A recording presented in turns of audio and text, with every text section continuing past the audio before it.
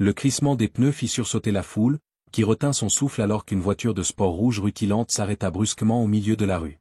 Quelques tomates roulèrent sur la chaussée, écrasées sous les pneus coûteux, tandis qu'une vieille femme noire tombait à la renverse, son panier tressé se renversant et déversant son contenu carottes, choux et persil sur le trottoir poussiéreux. La portière de la voiture s'ouvrit avec force, et un homme blanc impeccablement vêtu, portant un costume marron sur mesure, en sortit, le visage empreint de fureur. Ses chaussures vernies claquaient sur la route alors qu'il s'avançait à grands pas vers elle. « Êtes-vous folle » aboya-t-il, sa voix tranchante comme une lame. « Vous vous êtes jeté devant ma voiture.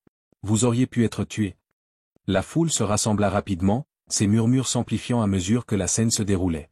Les mains ridées de la vieille femme tremblaient alors qu'elle tentait de ramasser ses légumes éparpillés. Ses cheveux gris étaient attachés en un chignon lâche, et sa chemise usée portait des trous aux épaules, mais elle ne bougeait pas assez vite. « N'avez-vous aucun bon sens » poursuivit l'homme, s'agenouillant brusquement et pointant un doigt accusateur sur elle. « Savez-vous combien de dégâts vous auriez pu causer » Mais alors, elle leva la tête, ses yeux se verrouillant sur les siens, fermes et inébranlables malgré les larmes qui y perlaient. « Tu es mon fils » murmura-t-elle. Les mots étaient doux, mais ils le frappèrent plus fort qu'un cri. L'homme se figea. « Quoi ? Qu'est-ce que vous venez de dire » Sa voix vacilla pour la première fois. « Tu es mon fils » répéta la femme, plus fort cette fois, sa voix tremblante d'émotion brute. « Je t'ai cherché pendant des décennies.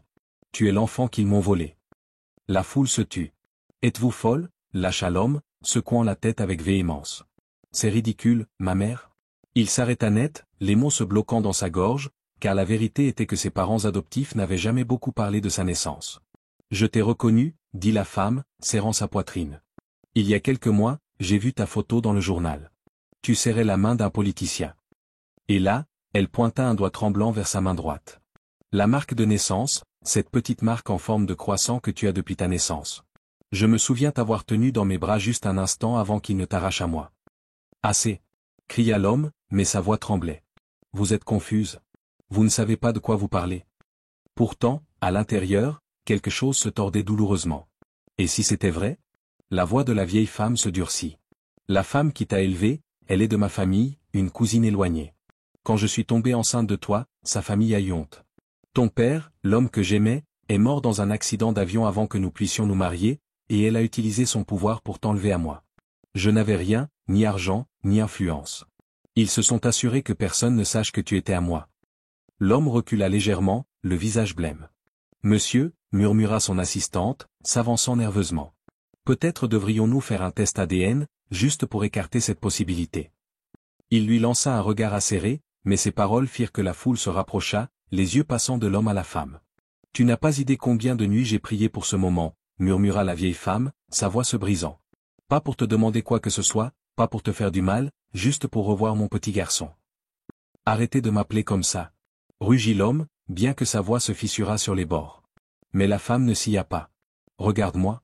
Regarde mes yeux. Tu as les yeux de ton père. Tu as sa voix. Et le même feu dans ton caractère. » Ses poings se serrèrent à ses côtés alors qu'il reculait, sa respiration rapide et superficielle. « Ça ne peut pas être vrai. Ça ne peut pas. » Mais au fond de lui, la cicatrice de n'avoir jamais vraiment connu ses origines le fit hésiter. « Je vais le prouver, » dit la femme calmement. « Fais le test, et quand il confirmera ce que je sais déjà, je partirai si tu le veux. Je ne te dérangerai plus jamais, mais au moins je saurai que tu es en sécurité. » La mâchoire de l'homme se crispa, ses yeux, autrefois pleins de feu, maintenant emplis d'autre chose. Confusion, douleur et peur. La foule observait en silence alors qu'il se tournait brusquement vers son assistante. « Organisez le test, » dit-il d'une voix basse, presque brisée. « Oui, monsieur, » murmura-t-elle. Les mains de la vieille femme tremblaient alors qu'elle essayait de ramasser ses légumes éparpillés, ses lèvres murmurant une prière. L'homme remonta dans sa voiture sans un mot de plus, claquant la portière. Mais son cœur n'arrêtait pas de battre à tout rompre. L'enveloppe reposait, intacte, sur la table en marbre, ses bords légèrement froissés là où les mains du millionnaire l'avaient trop fort serrée. Son assistante se tenait dans un coin, les lèvres pincées en une ligne tendue. « Monsieur » dit-elle doucement, « les résultats sont concluants. » Il ne répondit pas. Il fixait toujours la femme assise en face de lui, frêle, le dos courbé par des années de difficulté. Ses mains étaient croisées proprement sur ses genoux, malgré la saleté sous ses ongles. C'était la même femme qui s'était tenue devant sa voiture il y a quelques jours, criant des mots qui avaient brisé quelque chose en lui. « Tu es mon fils. » Finalement, il déchira l'enveloppe. Ses yeux parcoururent le papier une fois, deux fois, puis se figèrent. 99,9% de probabilité. Les mots se brouillèrent alors que sa gorge se serrait. C'est vrai, dit la femme doucement, des larmes perlant dans ses yeux fatigués. Tu es le bébé qu'ils m'ont volé. Pourquoi? Sa voix se brisa, empreinte de douleur. Pourquoi n'es-tu pas venu me chercher? Pourquoi ne t'es-tu pas battu pour moi? La femme serra ses mains plus fort, ses articulations blanchissant. Je ne pouvais pas, murmura-t-elle. Tu étais tout ce qu'il me restait de lui. Mais ils avaient de l'argent, du pouvoir. Ton père adoptif, son frère aîné, aimait une autre vie. Ton vrai père, mon amour, était différent. Il ne se souciait pas de la couleur ou du statut. Il allait m'épouser, malgré les souhaits de sa famille. Mais son avion s'est écrasé. Il n'est jamais revenu. Elle marqua une pause, déglutissant difficilement. J'étais enceinte, seule, et ton père adoptif, le frère aîné, est venu me voir. Il a dit qu'il s'occuperait de tout. Je pensais qu'il voulait m'aider, mais au lieu de ça, il t'a pris. Il a dit que je n'étais pas apte à élever un enfant, que tu méritais une vie que ton père ne pouvait pas te donner. Le millionnaire sentit son monde basculer. Toutes ces années, ils ne m'ont rien dit. Ils disaient que ma mère était partie, qu'elle ne voulait pas de moi. Je t'ai toujours voulu, pleura-t-elle doucement. Mais je n'avais rien. Pas de voix pour me battre devant les tribunaux, pas de pouvoir. Je savais que si j'essayais, ils m'écraseraient, et tu en souffrirais. Un silence lourd s'installa dans la pièce. L'homme se détourna, passant une main sur son visage.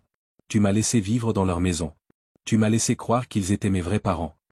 Je ne voulais pas ruiner ta vie, dit-elle. Même si ça m'a brisé, je voulais que tu sois en sécurité. Et je t'ai observé de loin chaque fois que je le pouvais.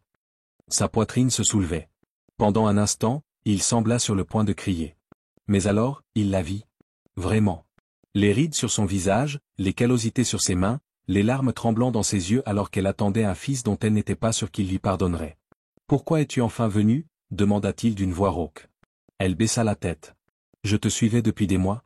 Je t'ai vu dans le journal, serrant la main d'un sénateur. C'est là que j'ai vu la marque. La marque en forme de croissant que tu avais bébé. J'ai su que c'était toi. » L'homme se tut. « Me détestes-tu » murmura-t-elle. « Pour ne pas m'être battu plus fort ?» Il secoua lentement la tête, des larmes glissant sur ses joues. « Je ne te déteste pas, dit-il. Je les déteste pour t'avoir enlevé à moi. » Et puis, à la surprise de tous, le millionnaire, puissant et stoïque, s'effondra à genoux devant elle. « Tu es ma mère, murmura-t-il, sa voix se brisant. Tu es tout ce qu'il me reste de lui. » Elle tendit des mains tremblantes, prenant son visage strié de larmes dans ses paumes. « Mon fils, murmura-t-elle. Mon petit garçon. » Pour la première fois en des décennies, elle sentit sa chaleur dans ses bras. Et pour la première fois de sa vie, il se sentit entier. L'assistante, debout près de la porte, essuya ses propres larmes alors qu'elle regardait la mère et le fils s'enlacer.